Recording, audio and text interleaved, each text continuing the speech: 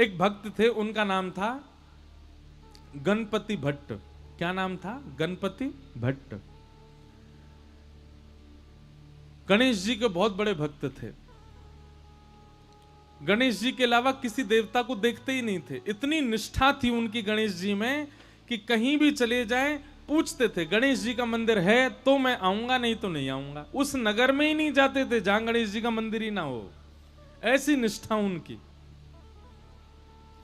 निष्ठा एक बात होती है, कट्टरपंथी होना अलग बात होती है। हम लोगों को कट्टरपंथी नहीं होना चाहिए, निष्ठावान होना चाहिए। कैसा होना चाहिए? निष्ठावान। जिस देवता को आप भजते हो उसके प्रति पूर्व निष्ठा रखो, पूर्ण निष्ठा रखो। अब ऐसे तो हनुमान चालीसा में गोस्वामी तुलसीदास जी लिखते हैं, और देवता चित्त न धरहि हनुमत से ही सर्व सुख करहि। अब इसका अर्थ क्या है कि और देवताओं को मत पूछो, ऐसा नहीं है।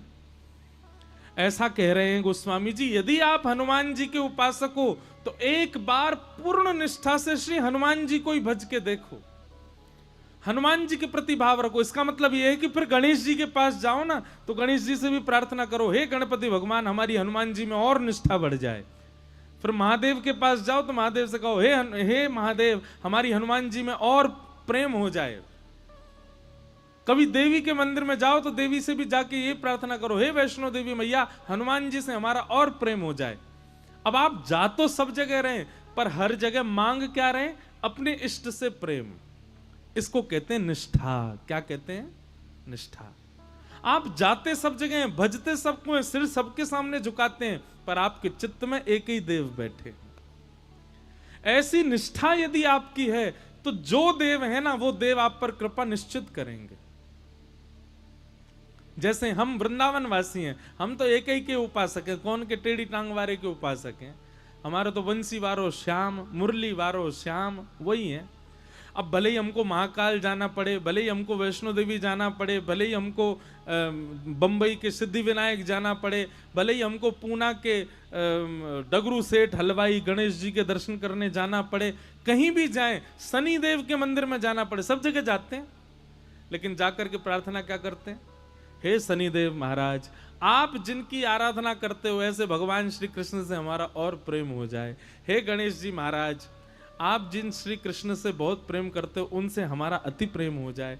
हे वैष्णो देवी मैया, आप जिनकी बहन हो ऐसे श्री कृष्ण आपके भैया से हमारा और प्रेम हो जाए। इसको कहते हैं निष्ठा। कट्टरपंथी जिसकी होती है वो क्या करता है?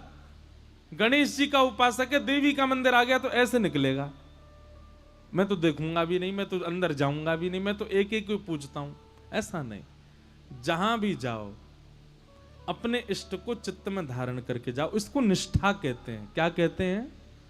जोर से बोलो, निष्ठा।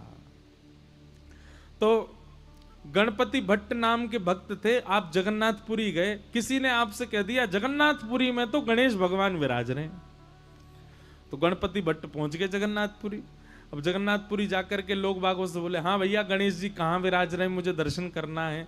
तो किसी ने कहा, बोले ओहो तुमको किसी ने बुद्धू बना दिया है, यहाँ गणेश जी का मंदिर थोड़े ही है, जगन्नाथ भगवान तो साक्षात श्री कृष्ण है। अब जैसे ही सुना कि जगन्नाथ भगवान श्री कृष्ण हैं, गणपति भट्ट तो बड़ा व्याकुल हो गया, समुद्र किनारे जाकर के बैठ गया। बोले कि मेरे साथ तो छल कर दिया, मेरे साथ कितना बुरा अत्याचार किया, गणेश का नाम लेकर के मुझको जगन्नाथपुरी बुला लिया, और यहां तो भगवान कृष्ण का मंदिर है।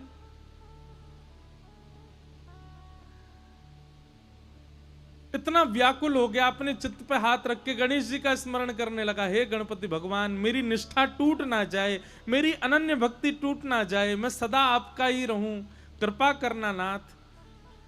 उसकी निष्ठा पर जगन्नाथ भगवान इतने रीझ गए। वो निष्ठा किस में रखता है? गणेश जी में। पर गणेश जी के प्रति निष्ठा इतनी अटूट थी कि जगन्नाथ भगवान उससे रीझ गए।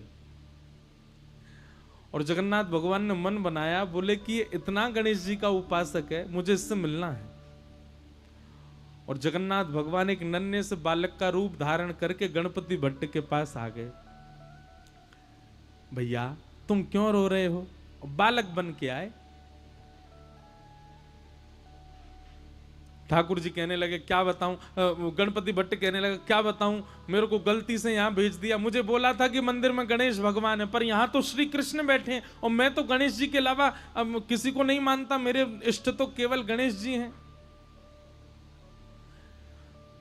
तो भगवान छोटे से बालक के रूप में गए थे, गणपति भट्ट से बोले अरे नहीं, तुमसे किसी ने झूठ बोला है, यहाँ जगन्नाथ जी जो हैं वो कृष्ण नहीं है, वो गणेश जी ही हैं, तुम जाओ, जाकर के उनका दर्शन करके आओ। गणपति भट्ट बोला किसकी बात मानूं, मुझसे कोई कह रहा था कृष्ण है, तुम कह रहे हो वो गणेश जी हैं।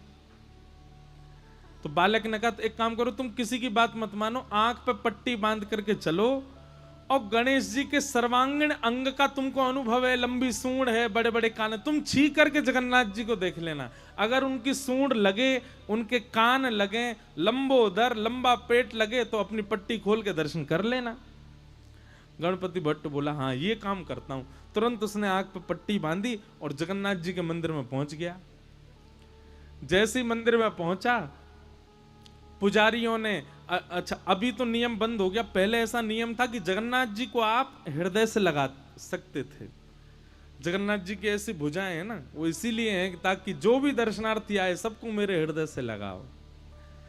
अब शंकराचार्य भगवान ने बंद करवा दिया कि अब कोई भी स्पर्श नहीं कर सकता, क्योंकि हम लोग पता नहीं क्या खा पी करके आए हैं बाहर से, भगवान को जाके स्पर्श करें, इसलिए अच्छा है कि अब स्पर्श बंद करा दिया। अच्छा एक बात बताएं, प्राचीन भारत में गर्भगृह में जाकर के प्रणाम करने की अनुमति सबको थी, लेकिन जब मुगल आए भारत में तो मुगल क्या करते थे, अपने गुप्तचरों को भेष बदलवा करके मंदिरों में भेज देते थे और वे अपने जेबों में अशुद्ध वस्तु लेकर के जाते और मंदिर के भीतर प्रवेश करके गर्भगृह में फेंक आते। तब से फिर ये नियम बना दिया कि नहीं भाई, अब केवल पुजारी लोग भीतर जाएंगे, बाकी सब बाहर से दर्शन करो, भीतर कोई ठाकुर जी के पास नहीं जाएगा। बाकी ठाकुर जी के समीप जाने का अधिकार पहले सबको था। तो गणपति भट्ट को भीतर ले गए, भीतर ले जाकर के आंख पर पट्टी बांध रखी, तो बोले पहले मैं चेक करूंगा ये गणेश जी होंगे तो ही देखूंगा।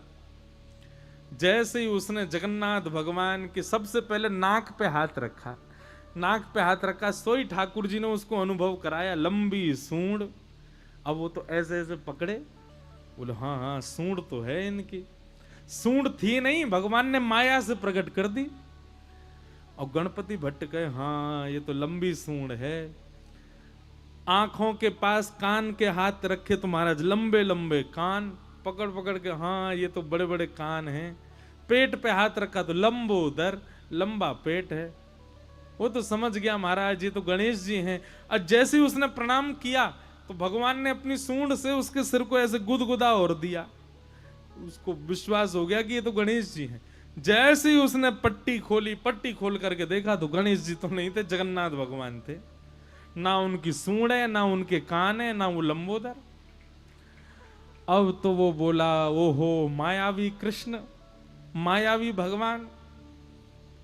आंख बंद करके स्पर्श करता हूं तो सूंड दिखती है, आंख खोल के देखता हूं तो जगन्नाथ दिखते हैं, मेरी निष्ठा भंग हो गई। जैसे ही उसने ये बात कही, इतने में ही जगन्नाथ भगवान प्रत्यक्ष प्रकट हो गए और प्रकट होकर के उसको हृदय से लगा करके बोले मुझे तेरी निष्ठा बहुत पसंद आई, तू अपने देव के प्रति इतना निष्ठावान है, लेकिन मेरी एक बात याद रख, कभी भी किसी में भेदभाव मत कर।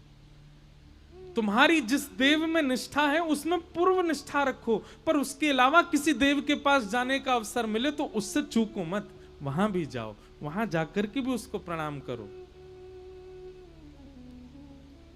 ये सब मेरा ही विलास है, मैं ही गणपति हूं, मैं ही शिव हूं, मैं ही हनुमान हूं, मैं ही जगन्नाथ हूं, मैं ही भद्रकाली हूं, मैं ही वैष्णो देवी हूं, ये सब मेरा विलास है।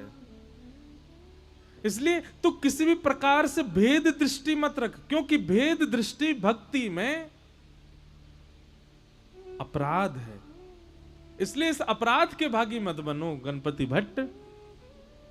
तुम गणेश के उपासक हो, इसका मतलब यह नहीं कि तुम अन्य देवताओं का तिरस्कार करो। इसलिए अपनी भक्ति को और पुष्ट करो, सब देवों में अपने गणपति का दर्शन करो। तब उस गणपति भट्ट का जो संशय था वो दूर हुआ, उसने जगन्नाथ भगवान को प्रणाम किया। तो भैया निष्ठावान बनिए।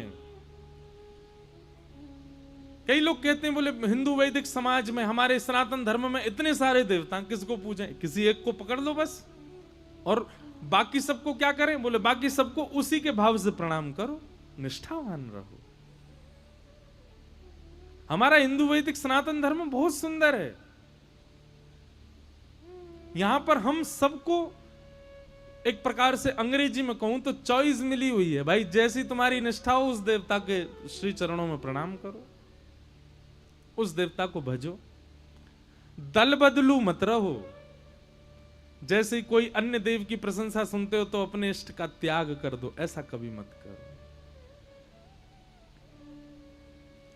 पर हां, वृंदावन रीति में जब आप जाओगे, वृंदावन भजन भाव में जब आप जाओगे, तो वहां राधा कृष्ण को आप अलग नहीं मान सकते। वहां ये दोनों आपके इष्ट हैं, वे युगल आपके इष्ट हैं। राधा कृष्ण स्वरूपां वै कृष्णं राधा स्वरूपिणौ कलात्मानं निकुंजस्थं गुरुरूपं सदा भजे। दोनों एक हैं। तो कहीं हम वैष्णव लोग प्रतिस्पर्धा ना करें देवताओं में, इसलिए वेदव्यास जी महाराज ने भागवत के पहले श्लोक में किसी देवी देवता को वंदन नहीं किया। क्या लिखा है? सत्यम परम धीमहि, जो भी परम सत्य है मैं उसको वंदन करता हूं।